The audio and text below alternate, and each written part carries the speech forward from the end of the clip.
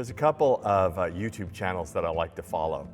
Mostly it's like fail videos and weird geek out stuff that I like biblical archaeology or medieval history or something like that. But I watch a couple of channels that are by doctors just because I find it interesting.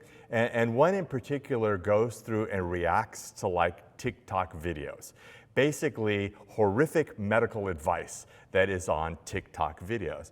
And I was watching one of these the other night, and so this doctor is completely aghast because this woman on TikTok takes out a full stick of butter, takes it out of the refrigerator, takes the full stick of butter and then dips it in a jar of spaghetti sauce and proceeds to eat the whole stick of butter, dip by dip by dip. And he's going crazy, talking about the cholesterol and her arteries closing and the heart attack that she should be having.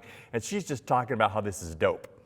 And then I watched another one where there was this girl that was talking about sometimes it's not convenient to, I'm not really sure if this is an appropriate sermon illustration. Sometimes, you don't want to be on your period. And so she discovered a way to get off of her period, which basically involved tequila and limes. And the doctor is like, if you drink enough tequila shots, it'll stop everything, not just your period. But people watch this stuff, and people do this stuff. And it just kind of reminded me that who we listen to affects what quality of advice we get. Who we listen to affects whether we get the truth or not. Who we listen to affects our behavior. Who we listen to affects our level of peace or anxiety. Who we listen to affects who we're becoming, which is important to remember because we are all becoming someone. And that kind of sets us up for what the Apostle Paul is going to talk about in Ephesians chapter 4 today, verses 17 through 24. So I tell you this, and insist on it in the Lord, that you must no longer live as the Gentiles do, in the futility of their thinking. They're darkened in their understanding and separated from the life of God because of the ignorance that is in them due to the hardening of their hearts. Having lost all sensitivity, they've given themselves over to sensuality so as to indulge in every kind of impurity, and they are full of greed. That, however, is not the way of life you learned when you heard about Christ and were taught in him in accordance with the truth that is in Jesus. You were taught, with regard to your former way of life, to put off your old self, which is being corrupted by its deceitful desires, to be made new in the attitude of your minds, and to put on the new self, created to be like God in true righteousness and holiness. Paul starts in verse 17 and he says, you must no longer live as the Gentiles do. And the word live there is the word walk, like last week. So that idea of having a journey. But what's interesting about this is that there is an assumption that Paul is making that the people that he's writing to, the church, Jesus' followers, are still living the way the Gentiles do. And so in some ways, verse 17 is really the pivotal point of Ephesians. It's like Paul is saying, okay, now you have to make a decision. Are you going to keep walking the way that you were? Are you going to decide to walk in the way of Jesus?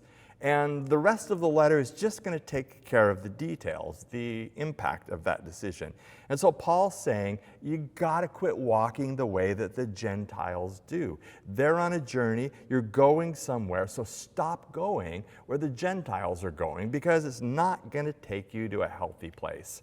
And maybe this is enough for the sermon.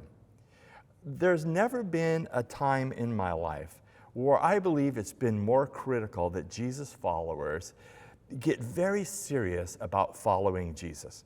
Not to promote a political party or a political cause, not to champion a social issue, but to follow Jesus by leading changed lives that are characterized by love and grace, by living humbly, acknowledging that we've done nothing to deserve the grace that we've received. So I think we all have to make a decision, and I think it's critical. Are we going to take following Jesus seriously, or are we going to keep walking the way that the culture is walking? Now, it's also interesting to me in this passage that Paul's primary concern is not with a list of specific sins. Paul is not saying, stop doing this, stop doing that. Paul's not saying, how can you call yourself a follower of Jesus when you do this? Like we're tempted to do with other people. But that's not what Paul is concerned about here. What Paul is concerned about is having distorted minds. And I think this is so fresh. I mean, how did we get to a point in the culture and in the church where our thinking is so distorted, where our thinking is warped, where I spend so much time going, what is that person thinking? In 1994, Mark Noll wrote a book entitled The Scandal of the Evangelical Mind. And he begins his assessment of the problem by saying, the scandal of the evangelical mind is that there is not much of an evangelical mind. Which really cuts to the problem, is are we thinking Christianly enough? And is our Christian thinking impacting the way that we live our lives? How we got to a point where the evangelical mind is lacking is a mystery, because our faith focuses on being transformed in our mind, on clinging to truth. So Paul is concerned here about distorted thinking. He says in verse 17, in the futility of their thinking, they're darkened in their understanding, they're separated from the life of God because of the ignorance that is in them, due to the hardening of their hearts. Futility there means meaninglessness, or emptiness, or worthlessness, or uselessness. Paul is describing all these people who are spending their time thinking about meaningless and worthless things. Marcus Bart wrote, with one single word, futility, Paul describes the majority of the inhabitants of the Greco-Roman Empire as aiming with silly methods at a meaningless goal. I think that still holds true. I mean, I'm surrounded a lot of the time by people who are very busy about their lives that have very little meaning. People who spend a lot of time and money chasing after some elusive, shallow goal. They're futile in their thinking. They're darkened in their understanding. They can't seem to find the light. They can't seem to find what's right or what's good because of the ignorance in them. And ignorance is not so much not knowing as it is knowing but not doing. And Paul says it's due to the hardening of their hearts. If your heart is hard, you just don't care. Whether it's a, eat, drink, and be merry for tomorrow we die kind of not caring, or I'm going to have what I want when I want it, and I don't care who gets hurt for me to get it kind of hardness or uncaring, or just a not caring about a callousness about other people and their condition. Their hearts are hard towards other people. And verse 19 sort of explains it a little bit, having lost all sensitivity. They've given themselves over to sensuality so as to indulge in every kind of impurity, and they're full of greed. Having lost all sensitivity, and lacking sensitivity is connected all the way down to greed in Paul's list. To lose all sensitivity, it might be, it's a sensitive subject, but you're not sensitive to it anymore. Or you're no longer sensitive to the plight of other people. Or you've had so much of something, usually something bad, that it requires more of that thing to just get you to the place where you want to be. I remember years ago watching The West Wing, and Leo McGarry, the chief of staff in the show, was an alcoholic, and he was talking about alcoholism one day. And he said, the problem is I don't want one drink, I want 10 drinks. Because it takes 10 drinks to get him to the place where at the beginning one did. And that's so characteristic of how losing sensitivity and sensuality works in our lives when we give ourselves over to that. And Paul says we've lost sensitivity, we've given ourselves over to sensuality, which is basically what is going to please me right now in this moment. What feels good? It could be food, it could be drinks, it could be drugs, it could be sex, it could be stuff, it could be power. All of that stuff is sensual. And it's kind of a fleeting thing. That's why we need more, because the buzz wears off. And because we need more, it becomes greed. And greed always demands more. And that's what lust is. It's an uncontrollable desire for more. And so many people spend their whole lives trying to satiate a desire that will never be sated. Martin Luther's definition of sin was homo incurvatus in se, a human being curved in upon themselves. I think it's really poetic. People can no longer see anyone else, can no longer see how they fit into a group or to a family or to a society, or how their actions affect anyone else. All they care about is their own personal needs. A person curved in upon themselves. So this is not a really pretty picture that Paul is painting, and it's not how we want to be. And so he continues on at verse 20. That, however, is not the way of life you learned. That literally, that is, you did not learn the Christ this way. You didn't learn the Christ this way. No parallel exists for that in ancient times or in other religions for learning a person. And that's really what following Jesus is about. We're learning a person. It's one of the most unusual things about Christianity. We're following a person to become like that person. We don't worship a book. We don't worship a set of doctrines. We worship a person. You can have the book memorized and not look a thing like Jesus. The value of the book is in its pointing to Jesus, because that's what we want to become. We want to learn Jesus. And since that's the goal, since ideally we're being transformed to be more like Jesus, we're walking in that direction, I don't understand cynical, hard, angry Christians, because Christianity is all about hope. Hope for me personally and hope for the world. I don't understand cynical, hard, angry Christians, but I know how they get that way. For the love of God, turn off the news. Give up social media, because those are the things that are forming you, not Jesus. I mean, 9 times out of 10, I just look at puppy videos, because it's light and makes me happy. There's nothing on social media that's calling me to be my highest and best self. It's usually quite the opposite. One of my New Testament professors, Klein Snodgrass, in his commentary on this book said, our primary ethicists today are popular singers, actors, and talk show hosts, and I would add social media influencers. Surely Christians have something better to say. And I think he's right. If you spent more time watching Game of Thrones than you did in your small group, I guarantee you were changed more by Game of Thrones. If you spend more time keeping up with the Kardashians than you do keeping up with Corinthians, I guarantee you'll look more like Kim. If you spend more time watching the news than you do with the New Testament, it will be no wonder that you are anxious and angry instead of filled with peace and hope. So, stop it. Seriously. So I have a challenge for you and a challenge for me. It won't take you any time. In fact, it will save you time. It won't cost you any money. And if you don't see any change, it comes with a money-back guarantee. Well, that's not true. But I guarantee you'll be different if you take the challenge. So here's the challenge. For the remainder of the month of August, take 5 minutes per day for news. That's all you need. Anything more than that is just a rehash. You get 5 minutes per day to look at the news, to watch the news, read the news, however you want to do it, 5 minutes. You can get the headlines even if you're watching TV. You get 5 minutes per day for social media updates. That's it. You can catch up with all your friends. You can tell them what you're doing right in that very instant. You can still post your selfies, but you only get 5 minutes to do that. And I'll do it too. I'll quit in the evening watching idiots try to kill themselves.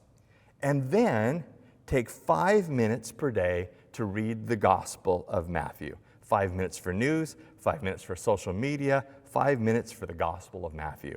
Why Matthew?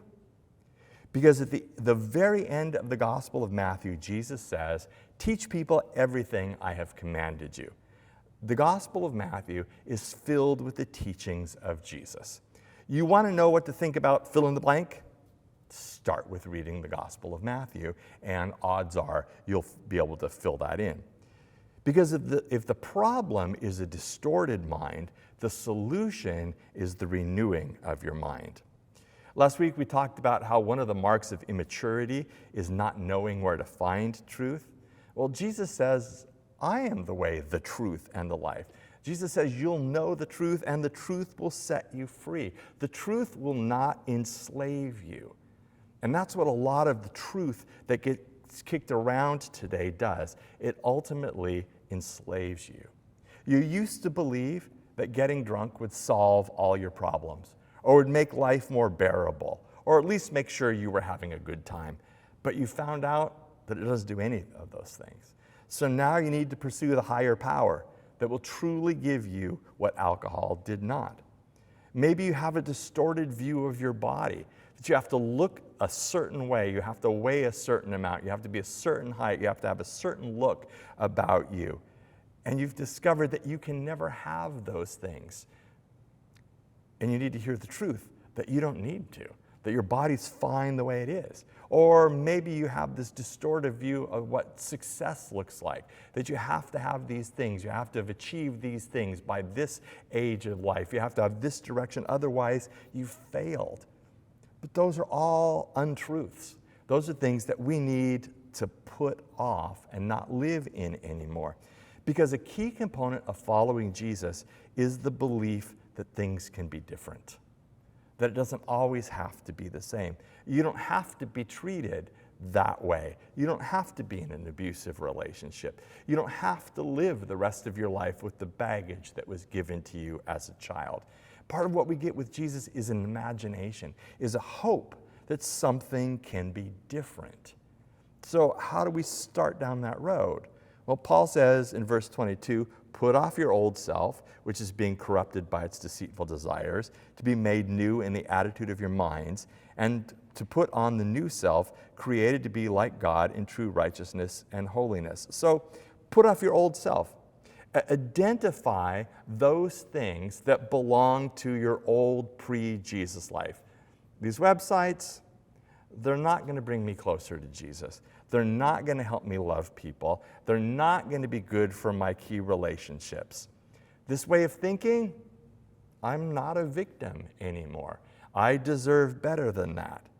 My response, I don't have to let anger control me. I mean, whatever. What are those things that were a part of your pre-Jesus life? Identify those things, and then when some of those things come across your mind, it's like, wait, old thinking, old habits, I'm going to take that off like an old shirt that got stained.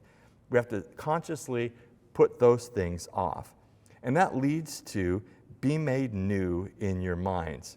This is kind of crazy, but we can actually influence our own minds. I've been reading several articles by neuroscientists, much smarter than me, completely different field, and they've actually been talking about the difference between our minds and our brains. And the brain is the physical thing, the mind is what we think, and our thinking can train our brain. What we spend our time on literally creates new pathways in our brain that literally change us physiologically. Now, we are thick with psychiatrists, psychologists, and neurologists, so I'm not going any further down that path. But it's just crazy to think that your thinking can literally change your brain, which is what Paul is talking about. And he says this a little bit differently in Romans chapter 12, verse 2. Do not conform to the pattern of this world, but be transformed by the renewing of your mind. Our minds can be changed. Then you will be able to test and approve what God's will is, his good, pleasing, and perfect will. If our minds are renewed and changed, and we've put off the old way of life, then we'll have a much better chance of connecting deeply with God. So how do you renew your mind? Well, take the 5-minute challenge, or decide that you'll invest in a 3-2-1 mentoring relationship. Join a small group. Talk to me. Come to church. I mean, what happens here is important. And I'm loving online because now with so many of you travel, you can still stay connected. Serve. Join us on CMJ Sunday. It's uncanny that when we serve people, we enter into other people's worlds that we do not normally enter into. And we experience things that we normally wouldn't experience. And it's amazing how often you find Jesus who is present with people who have needs. All of those things will help us to know Jesus and to become like Jesus. So when it comes to the great moral and social and ethical issues of our day, We need to know what Jesus actually said about things. We need to know what the attitude of Jesus is, not just what we believe, and then we ask Jesus to baptize. So if we do those things, when you get to vote, like in November, you'll have a much deeper sense of what God's will might be. You'll be more informed by Jesus. And then the third, put on the new shelf. It's like a clean shirt. It's new habits, it's new ways of thinking, it's focusing on different things. And those things will ultimately change our identity. It's what we used to call spiritual formation. Getting the truth into our minds, getting the truth into our hearts, and then getting the truth so deeply into our soul that it changes who we are. It's kind of the whole theology of baptism. You know, we die with Christ to our old selves, and are raised up into a new, changed life. And what that newness of life that we find as we put off the old self and put on the new, as we transform habits and thinking, what that newness of life looks like is incredibly important. I'm going to harp on this. The tsunami of people leaving the church is just mind-boggling. Now, I'm not talking about people who were never in the church, who don't want to hear about Jesus. I'm talking about people who are in the church, who for one reason or another don't want to be associated with a church or the church anymore because of stands that people have taken that they identify with as Christianity. And some of you know this pain deeply. You've been hurt by the church, or for some of you, you were at a church and your church changed and somehow lost keeping the gospel central. How we behave, how we characterize Jesus is incredibly important because we are seeing this mass exodus of people who don't believe what some people think is Christianity. So I think it calls for us to have a deep sense of humility. It's so easy to look at other people and see how they are wrong, but in the Bible, we're always encouraged to look at ourselves first. In Matthew chapter 7, verse 3, Jesus says, "Why do you look at the speck of sawdust in your brother's eye and pay no attention to the plank in your own eye?" If we want to make a list of sexual sins, if we want to make a list of sins of excess, if we want to make a list of what the Bible says marriage should look like and how sacred that should be, we may all be in trouble. We want to call people to Jesus, not to anything or anyone else, because Jesus can show them the truth. Jesus can show us the truth. Jesus can fulfill their deepest desires and longings. To call them to anything else and call it Christianity is just a perversion of the gospel. It's a serious misunderstanding of what the church exists for.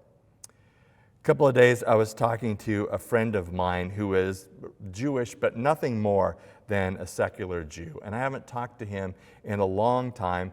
And he's like, "So how'd your church fare during the pandemic?" Because he's heard the stories. He's well-read. He knows about people leaving the church in droves. And I said, "Well, number one, we didn't get involved in politics. We got involved in caring for people." And so I told him some of the things that we did over the pandemic and some of the things that we continued to do. And he was like, "Wow, that's really impressive. It's amazing that that's what your church is doing." I mean, he was surprised that we were investing in helping and loving people. And it's because we're learning the Christ. We're trying to model ourselves after Jesus and his priorities. John Mark Comer has some great stuff about this in his book, Live No Lies, which I've been reading and a number of the guys group in our church have been reading, and maybe some of you have read that too. One quote really struck me.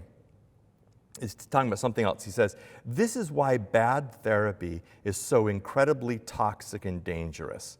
You're in the presence of an expert you come to trust, but then in that vulnerable place, the therapist speaks unreality into your mind."